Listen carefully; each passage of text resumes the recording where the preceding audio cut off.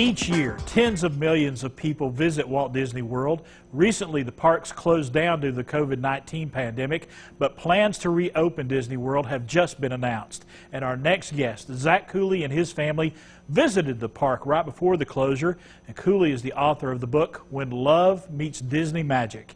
And here to share with us his unique take on traveling to Disney World is author Zach Cooley. Zach, appreciate you taking some time with us today, my friend. Thank you very much. I'm honored to be here. And Zach, you have cerebral palsy and are confined to a wheelchair.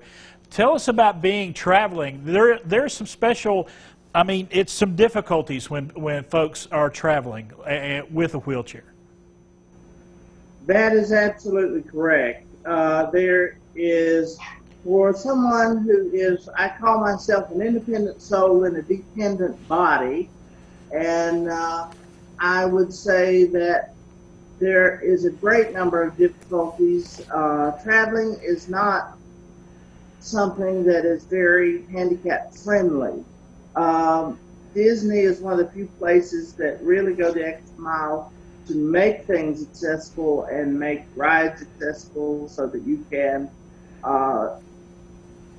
board certain rides in your chair, because obviously I'm too heavy to lift and be transported manually to a lot of rides.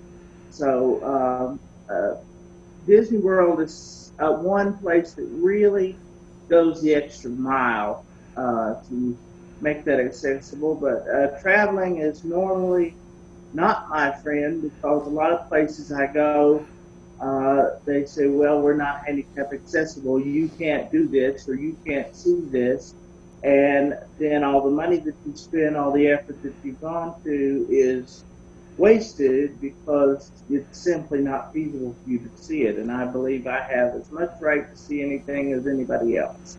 So that's why I write these books. I was going to say, this book, tell us about the book. Is it an encouragement to other folks kind of in your situation to give them the information they need when traveling to Disney?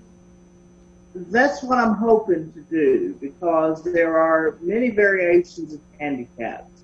Some people have mental handicaps, some people have visual or auditory handicaps, some people have difficulty walking but can still walk at certain levels.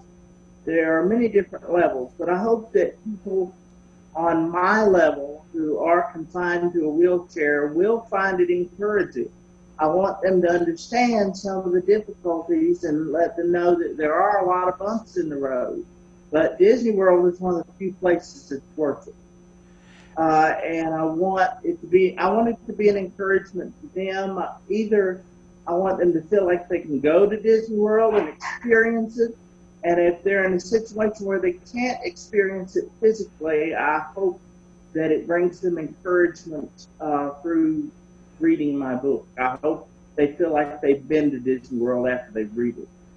And I know with the pandemic, and how excited were you to hear the plans that Disney was getting ready to reopen here in the near future with limited capacity?